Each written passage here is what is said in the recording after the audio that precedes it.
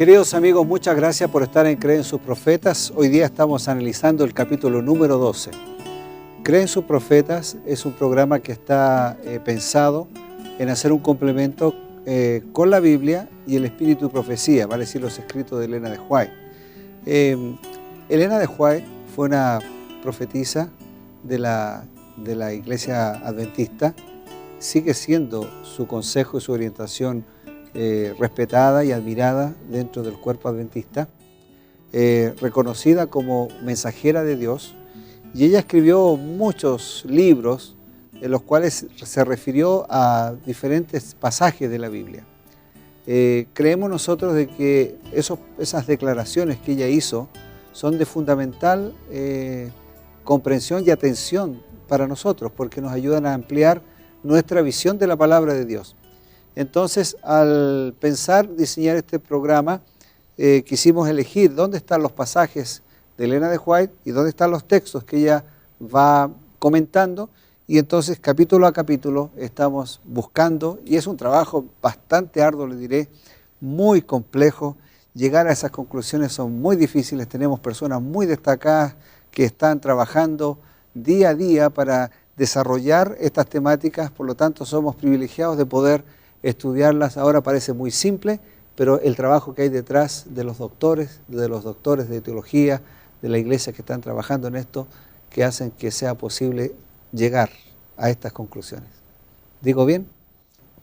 Gracias, Patricio, por esta introducción tan clara, por presentarnos. Estamos agradecidos, claro, sí, por la oportunidad de contar con esta oportunidad. Pastor, yo quiero aprovechar desinteresadamente agradecer al doctor Carlos Olivares, que nos ayuda con esto, es el doctor del Nuevo Testamento. Él hace todo este esfuerzo de compilar, de elegir las citas. Las citas, las declaraciones. Lo cual es un gran trabajo de estudio y bueno, creo que un reconocimiento por lo menos para él. Muchas gracias, doctor, por su aporte en este programa. Muchas gracias de corazón. Vamos adelante entonces, Mateo capítulo 12, versículo 32. 12, 32. Dice: a cualquiera que dijere alguna palabra contra el Hijo del Hombre, le será perdonado. Pero al que hable contra el Espíritu Santo, no le será perdonado, ni en este siglo, ni en el venidero. Esas fueron palabras de Cristo, ¿no? Elena de White comenta sobre esto, señalando de que los fariseos cometieron pecado contra el Espíritu Santo. ¿Por qué razón? O sea, un pecado imperdonable. Un pecado imperdonable, claro. Elena de White dice así: los fariseos atribuían a influencias satánicas el santo poder de Dios, manifestado en las obras de Cristo. De este modo pecaron contra el Espíritu Santo. Obstinados, sombríos y duros de corazón, decidieron cerrar los ojos a toda evidencia y así cometieron el pecado imperdonable. Es decir, es por el Espíritu Santo que nosotros somos convencidos de pecado, de justicia y de juicio. Si rechazamos el Espíritu Santo, ¿quién nos va a convencer de pecado, de justicia y de juicio? O sea, nosotros cortamos el puente por el que tenemos que transitar para alcanzar la orilla. Por eso se transforma en un pecado imperdonable. ¿Por qué? Porque rompemos la red de la que tenemos que tomarnos para ser alcanzados por la gracia del Señor. Ahora, ¿usted considera, pastor, de que los fariseos estaban conscientes de que eso no eran satánicos? ¿Será que se creían realmente o no? Porque ellos decían que era instrumento de Satanás, pero ¿estaban convencidos de eso o sabían que era el Mesías realmente y estaban atacándolo? ¿Cómo van a ser tan necios como para atacar al Mesías, el Hijo de Dios, así a voluntad cierta? O sea, ellos, todas las evidencias en el cumplimiento de las profecías, en el lugar del nacimiento, la forma de nacimiento, todas las evidencias indicaban que Él era el Mesías. Pero ellos se habían hecho otra imagen del Mesías. Y en esa imagen del Mesías ellos también pensaban tener otro lugar en su vínculo y en su relación con el Mesías. Así que de manera que ellos de alguna manera lo tenían que rechazar porque no coincidía con sus ideas, ni con sus preconceptos, ni de lo que ellos esperaban del establecimiento del reino de Dios. Es como ocurre hoy. Algunas personas me preguntan: pastor, tal persona por sus conocimientos teológicos, pero no sabe esto del sábado. Deben saber. ¿Cómo es que no saben? explicamos lo del sábado en la Biblia, pero ¿y eso lo saben? ¿Lo saben o lo ignoran?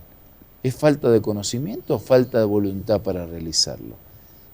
Bueno, yo creo que los fariseos en los días de Jesús, ellos sabían que las profecías que se cumplían apuntaban a Cristo, pero no quisieron recibirlo. Ahora, aunque ya lo mencionamos en algún capítulo anterior, el pecado contra el Espíritu Santo, ¿qué es exactamente?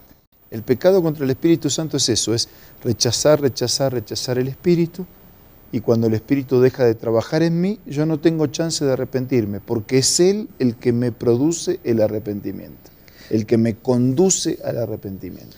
¿Y es fácil pecar contra el Espíritu Santo? Es una cosa muy compleja. No, es fácil. ¿Se llega a eso con facilidad? Si tú rechazas, llega el momento que si Él deja de trabajar, no tienes chance de arrepentirte. ¿Y cómo sé que rechacé el Espíritu Santo? ¿Hay alguna evidencia que puedo decir, yo ya rechacé el Espíritu Santo? No, pero cada vez que Dios de alguna u otra manera se aproxima a ti para mostrarte el camino de salvación, estás rechazando. El que tú estás escuchando ahora este mensaje de Dios a través de la radio, por casualidad, o por accidente, o por necesidad, o por gusto, Dios está hablando al corazón de todos. Podemos recibir el mensaje o podemos rechazarlo.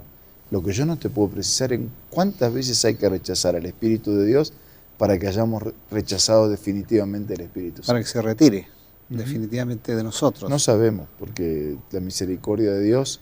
O sea, en el fondo no es que se retire, así que nosotros nos retiramos completamente de Él. Somos nosotros los que lo rechazamos. Bueno, afortunadamente el Señor tiene mucha paciencia. Y claro, tampoco tenemos que abusar de la paciencia de Dios, porque su paciencia tiene límite. Y nuestra vida también. Claro, o sea, el problema está en que no sabemos cuándo morimos, ¿no? Por eso. Eso es lo más complejo, porque pensamos que la vida todavía es muy larga. Mateo capítulo 12, versículo 50 ahora. Vamos a avanzar. Dice, porque todo aquel que hace la voluntad de mi Padre, que está en los cielos, este es mi hermano y hermana y madre. A Jesús le preguntaron quién era su familia, si tenía hermanos físicos. Jesús dice, no, yo tengo hermanos por todos lados, ¿no? Que son los que hacen mi voluntad. ¿Cuál es uno de los conflictos más duros que enfrenta el ser humano en la práctica? Elena de Juárez responde así: la obra del hombre es colaborar con Dios, y el conflicto más duro y más severo se produce cuando llega la hora de la gran resolución del ser humano de someter su voluntad y sus caminos a la voluntad y los caminos de Dios, y confiar en las influencias de la gracia que lo han acompañado durante toda su vida. Quiere decir que el conflicto más duro y más severo es cuando yo tengo que resolver, someter mi voluntad y los caminos a la voluntad y los caminos de Dios. El hombre debe llevar a cabo esta obra de sometimiento, porque Dios es el que en vosotros produce así el querer como el hacer por su buena voluntad. El carácter determinará la naturaleza de la resolución y la acción. La acción no estará de acuerdo con los sentimientos y la inclinación, sino con el conocimiento de la voluntad de nuestro Padre que está en los cielos. Sigan y obedezcan la dirección del Espíritu Santo. Claro, el tema aquí es quién hace la voluntad del Padre, ¿no? Claro, pero digamos, eso no deja de ser, el mayor conflicto nuestro es, ¿sigo mi camino o sigo los caminos de Dios? ¿Sigo mi voluntad o sigo la voluntad de Dios? Es la lucha de todos los días, en todos los temas, en todos los momentos de la vida. Solo que mi lucha no tiene que ser contra el pecado, mi lucha es la entrega con Dios.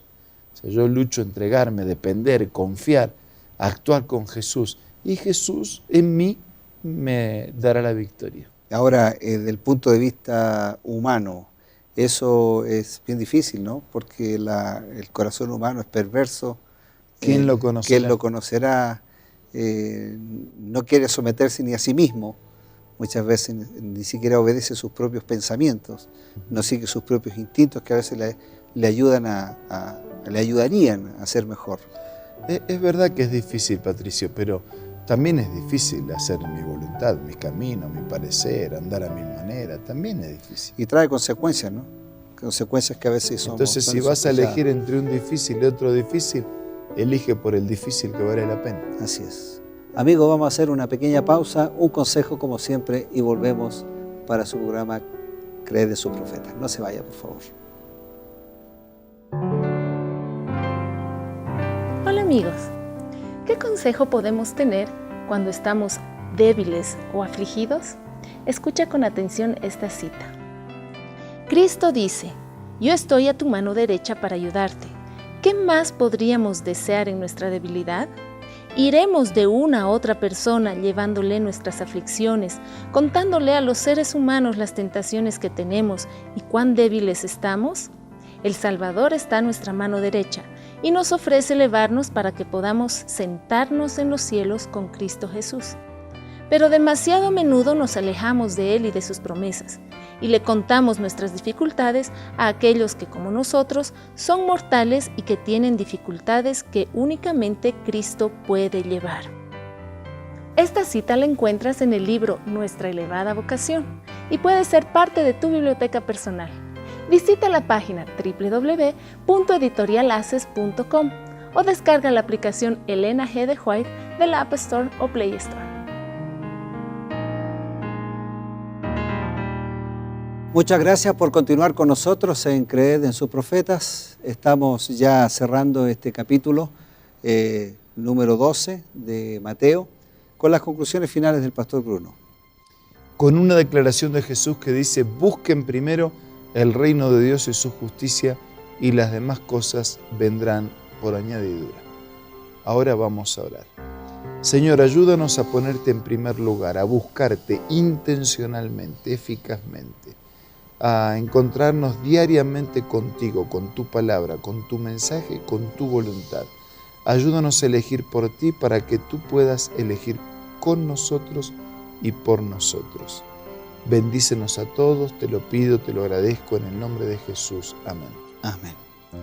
Muchas gracias, queridos amigos, por estar con nosotros. Muchas gracias por acompañarnos cada día y darnos esa posibilidad de llegar a su hogar, a su corazón, con un mensaje de esperanza de la palabra de Dios. Hasta un próximo capítulo.